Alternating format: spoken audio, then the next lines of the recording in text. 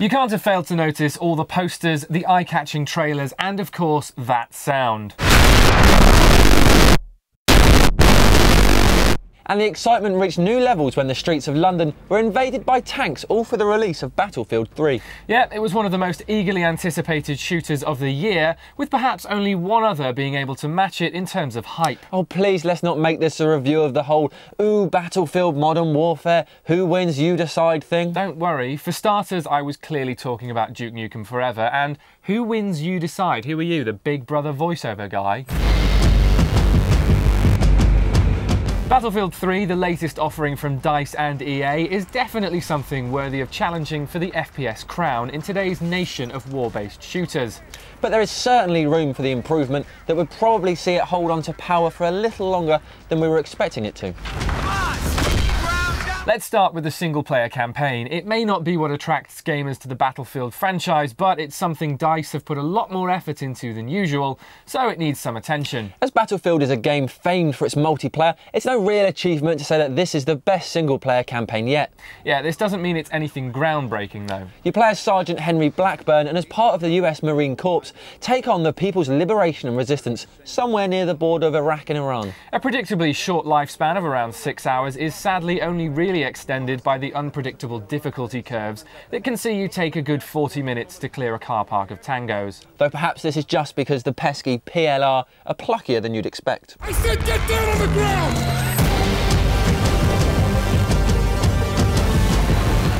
There is some access to vehicles in the single player, but not nearly as much as you'd hope for, considering they're an integral part of the multiplayer game modes. We did find though that the single player provided quite a worthwhile service in that it could act as a bit of a training ground for unfamiliar Battlefield players before venturing into hostile territory of online multiplayer.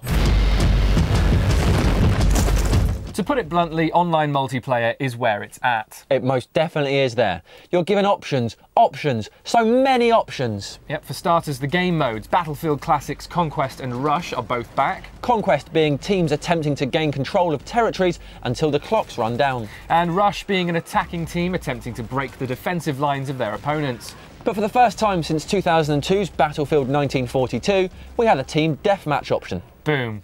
Boom. It's, in all honesty, a thinly veiled attempt to convert a new crowd of FPS fans to Team Battlefield. But of course, it's a pretty fun, fast-paced thrill ride at the same time. Hopefully gamers will tire of the age-old team deathmatch and get stuck into Rush and Conquest modes, which, whilst they may take a while to get used to, when you know what you're doing, you won't want to stop playing. You also get the option to play as one of 4 classes: Assault, Support, Engineer and Recon, each with its own special abilities. And each with fully selectable and customisable weapons. It's the kind of attention to detail that makes the game feel like it requires so much skill and strategy to be good at it. The only downside is the loadout screen, which is a bit tricky to navigate, and if you are a new player, you can expect to spend quite a bit of time staring at it after being massacred by seasoned Battlefield pros. A lot has been said about the Frostbite 2.0 engine that Battlefield runs on, but to be honest, after the dust of the hype settled down, we didn't notice anything particularly spectacular. Maybe this was because we were playing on a 360 when traditionally Battlefield is a PC game. On the console version, we encountered a few texture pop-ins and found our physically superior Marine unable to navigate over some patches of rubble. The look of the game does impress, but after being treated to so many glossy trailers in the build-up, the actual game lacks quite the same moment of ooh. And ooh! Instead, what impressed us even more were the sounds, not just the constant gunfire that puts you right in the heart of a firefight, but more subtle things. Like accidentally felling a tree with an RPG. The snap and groan of it falling to the ground oddly drew more of our attention than the incoming grenade thrown by a malicious man from Denmark. But never fear, we managed to escape above the falling treetops in a handy fighter jet, one of the numerous vehicles on offer in Battlefield 3. Which are perhaps some of the most impressive things about the multiplayer mode.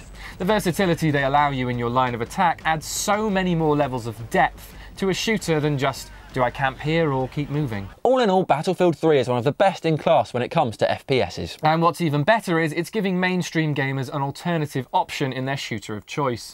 While some elements may not be pushing boundaries, like the single player, the multiplayer is something you will keep playing with an obsession. Even if it is just to get your own back on that malicious man from Denmark.